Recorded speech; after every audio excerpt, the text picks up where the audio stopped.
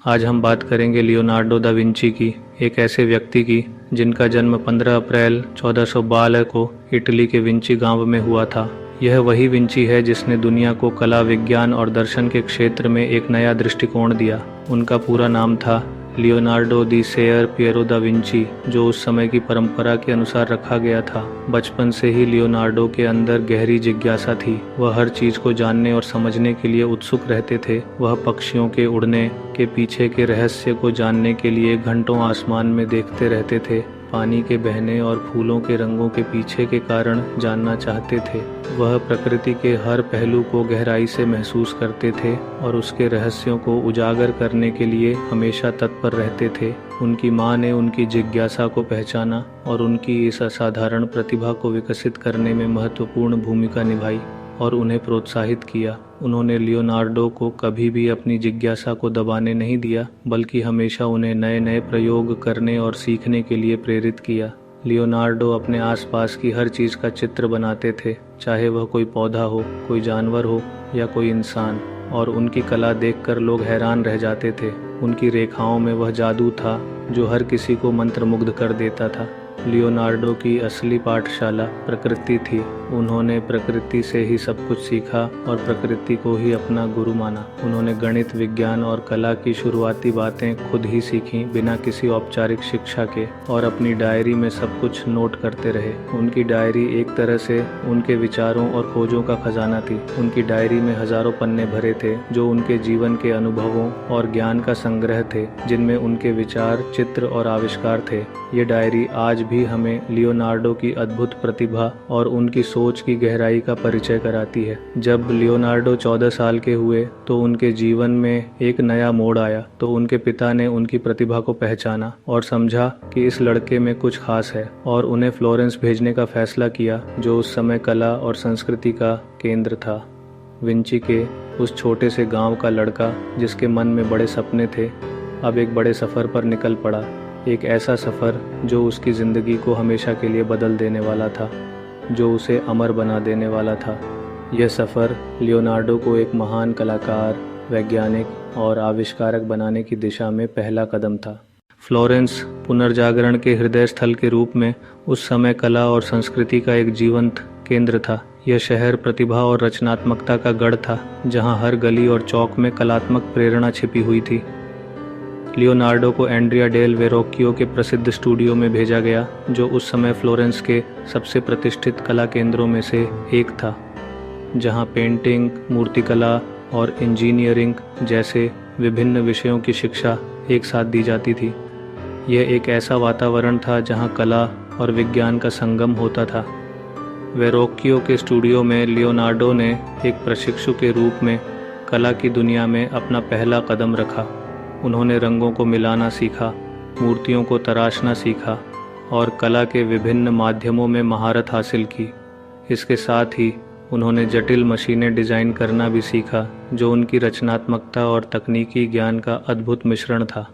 एक बार वेरोक्कियो ने उन्हें अपनी कलात्मक क्षमता का प्रदर्शन करने का अवसर दिया और द बैप्टिज्म ऑफ क्राइस्ट नामक पेंटिंग में एक देवदूत बनाने को कहा। लियोनार्डो द्वारा बनाया गया वह चित्र इतना सुंदर और जीवंत था कि उसने सभी को मंत्रमुग्ध कर दिया।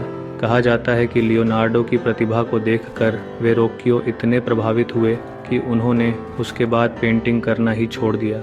अपने प्रशिक्षण के दौरान लियोनार्डो ने मानव शरीर की रचना का गहन अध्ययन किया, मशीनों का डिज़ाइन सीखा और विज्ञान के मूल सिद्धांतों को समझा। इस दौरान उनकी दोस्ती बोत्तिचेली और पेरुगिनो जैसे प्रसिद्ध कलाकारों से हुई, जिनसे उन्होंने कला और तकनीक के बारे में बहुत कुछ सीखा और अपने ज्ञान को बढ़ाया। 20 साल की उम्र में लियोनार्डो एक युवा और प्रतिभाशाली कलाकार के रूप में फ्लोरेंस के प्रतिष्ठित कलाकारों के संघ में मास्टर बने, जो उनकी प्रतिभा और कौशल का प्रमाण था। इसके तुरंत बाद उन्होंने अपनी पहली बड़ी पेंटिंग अनाउंसिएशन बनाई, जिसने उन्हें एक कलाकार के रूप में स्थापित कर दिया। फ्लोरेंस शहर ने लियोनार्डो की प्रतिभा को पहचाना और उन्हें सम्मानित किया, और यहीं से उनके एक महान कलाकार बनने की असली शुरुआत हुई, जिसने कला के इतिहास में एक नया अध्याय जोड़ा। फ्लोरेंस के बाद लियोनार्डो मिलान पहुंचे, जहां ड्यूक लुडोविको स्फोर्जा ने उन्हें दरबार में बुलाया।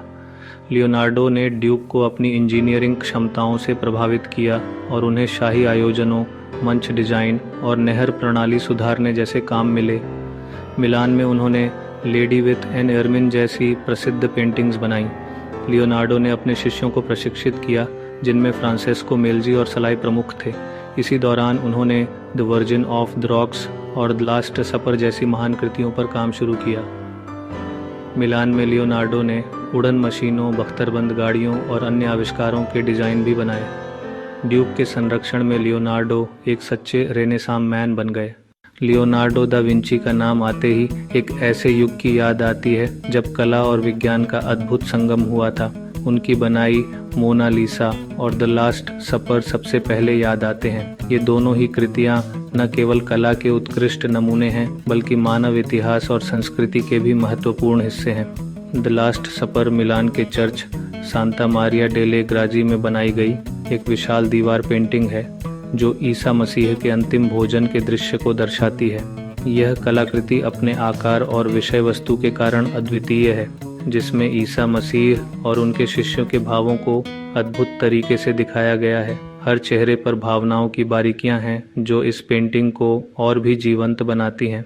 लियोनार्डो ने इसमें रंगों की नई तकनीक अपनाई, जिसके कारण यह पेंटिंग अपने समय से बहुत आगे थी। उन्होंने स्फुमाटो नामक एक विशेष तकनीक का उपयोग किया, जिससे रंगों का मिश्रण बहुत ही सहज और प्राकृतिक लगता है। हालांकि पेंटिंग जल्दी खराब होने लगी क्योंकि लियोनार्डो ने पारंपरिक फ्रेस्को तकनीक का उपयोग नहीं किया था। फिर भी यह आज भी प्रेरणा का स्रोत है। इसकी कई बार मरम्मत की गई है और यह आज भी लाखों लोगों को आकर्षित करती है। मोनालिसा की रहस्यमयी मुस्कान और स्फुमाटो तकनीक ने इसे अमर बना दिया। यह पेंटिंग अपने आप में एक रहस्य है, जिसकी व्याख्या आज तक नहीं की जा सकी है। यह पेंटिंग पेरिस के लूव्र म्यूजियम में रखी है, जहां इसे देखने के लिए हर साल लाखों लोग आते हैं और दुनिया की सबसे प्रसिद्ध कलाकृति है। इसकी लोकप्रियता का अंदाज़ा इसी बात से लगाया जा सकता है कि लोग घंटों लाइन में लगकर इसे देखने के लिए इंतज़ार करते हैं। 1911 में इसकी चोरी ने पूरी दुनिया में सनसनी फैला दी थी, इसे और भी मशहूर कर दिया। इस घटना के बाद मोनालिसा की प्रसिद्धि और भी बढ़ गई और यह कला जगत का एक महत्वपूर्ण हिस्सा बन गई। लियोनार्डो की हर पेंटिंग एक कहानी कहती है, जो उनके जीवन और विचारों को दर्शाती है और उनकी असाधारण प्रतिभा का प्रमाण है। वे न केवल एक महान चित्रकार थे, बल्कि एक वैज्ञानिक, इंजीनियर और आविष्कारक भी थे। लियोनार्डो की नोटबुक्स हजारों ड्राइंग्स से भरी थीं, जिनमें सबसे प्रसिद्ध है विट्रूवियन मैन। यह चित्र मानव शरीर के अनुपात और ब्रह्मांड के नियमों का अद्भुत संगम है। विट्रूवियन मैन आज संतुलन और मानवता का प्रतीक बन चुका है। लियोनार्डो ने मानव शरीर रचना के अनगिनत चित्र बनाए, मांसपेशियों, हड्डियों और नसों की सटीक बनावट को समझा। उन्होंने जानवरों और इंसानों के शरीर की तुलना करते हुए भी कई चित्र बनाए। उनकी ड्राइंग्स में चेहरों, कपड़ों की सिलवटों, पानी के भंवरों और चट्टानों की बनावट का गहरा अध्ययन दिखता है। उनकी ड्राइंग्स उनकी तेज नज़र और असीम जिज्ञासा का खजाना है। लियोनार्डो सिर्फ कलाकार नहीं, बल्कि एक क्रांतिकारी वैज्ञानिक और आविष्कारक भी थे। उनकी डायरियाँ, कोडेक्स हजारों वैज्ञानिक विचारों और आविष्कारों से भरी थीं। उन्होंने उड़न मशीन, ऑर्निथॉप्टर और हेलीकॉप्टर जैसे हेलिकल रोटर के डिज़ाइन बनाए। युद्ध के लिए बख्तरबंद वाहन, डाइविंग सूट, डबल हल और सौर ऊर्जा से पानी गर्म करने के उपकरण भी उनके विचार थे।